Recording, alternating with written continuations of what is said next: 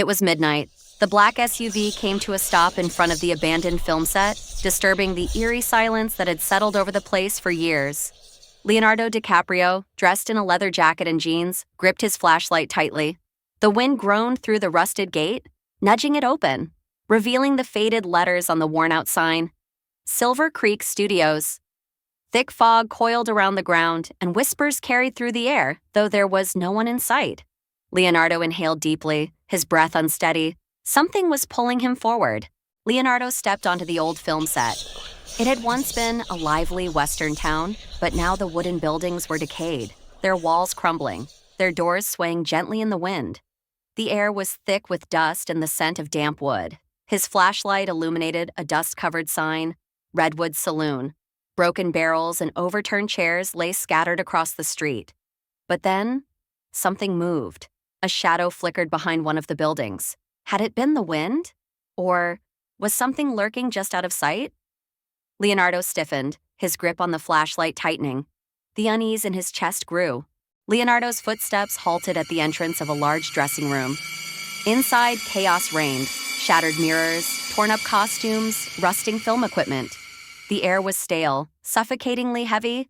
He slowly swept his flashlight across the room until it landed on a large mirror. Something moved. It was there. Behind him, a pale, rotting face with hollow black eyes and a grotesquely wide grin. Leonardo's breath hitched as he stumbled back, but the thing was trapped in the mirror. Then, the glass began to crack. Leonardo moved forward, his breath shallow, his grip tightening around the flashlight.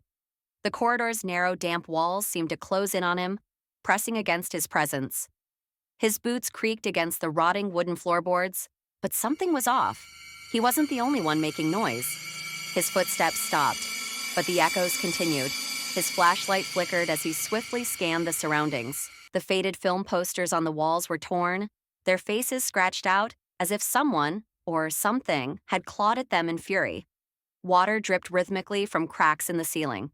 Drip, drip, drip. Then the rhythm changed. It was no longer the sound of water. It was heavier, more deliberate. As if something was watching him. At the end of the corridor, shrouded in the suffocating mist, it appeared. This wasn't human. That thing, it stood unnaturally still. Yet it was somehow alive. Leonardo's breath hitched. The figure's grotesquely long limbs, twisted at unnatural angles, sent a wave of dread through him. Its black, tattered robes barely concealed the slick, pulsating skin beneath, dark, wet, almost as if it were breathing. But the worst part was its eyes. They weren't just glowing red, they were empty, like endless pits of blood, pulling him in. Leonardo swallowed hard, but he couldn't move. Behind him, a massive wall clock hung motionless, its hands frozen at 12 a.m. Then, it happened. All the lights flickered violently. Leonardo froze in place. Creak. Something shifted on the floor. He slowly raised his flashlight, hard hammering against his ribs. The figure was closer now. He could see every sickening detail. Its fingers, long and cracked, dragged across the floor, nails scraping against the wood like knives against glass. Leonardo wanted to run, but his legs refused to move. The entity itself remained still, but its shadow moved. Despite Leonardo's flashlight illuminating the room, the shadow stretched toward him, growing impossibly larger, defying the laws of light. A whisper. Too close, and Leonardo felt breath on the back of his neck. Leonardo, gasping for breath, stumbled backward and bolted through the nearest open door. His pulse pounded in his ears. He slammed the door shut behind him. But this room was not safe either. He was inside. A projection room. And then, the old film projector flickered to life. Dust swirled in the dim light as the reels began to spin. On the screen, the very room he was standing in appeared. Leonardo narrowed his eyes, his pulse racing. Something felt wrong. Then he saw it. There, in the projection, standing right behind him, was the figure. Leonardo's breath caught in his throat. Slowly, cautiously, he turned around, but nothing was there. His gaze snapped back to the screen.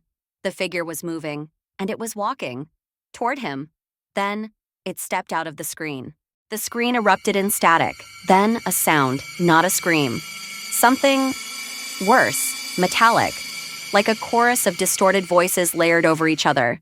The film reel glitched, the picture shaking violently. And then, the figure came through the screen. Leonardo staggered backwards, screaming. The entity, now fully in the room, towered over him. The lights shattered one by one. The entire room shook violently. The doors slammed shut. And there was nowhere left to run. Morning broke. The door creaked open. Leonardo stumbled outside. His face was pale, drained of all color. His hands trembled, resting on his knees as he tried to catch his breath. He was safe now, right? But that feeling remained. Slowly he turned his head, and from within the darkened doorway behind him, two glowing red eyes stared back. Then, a whisper. "It wasn't enough. You'll come back."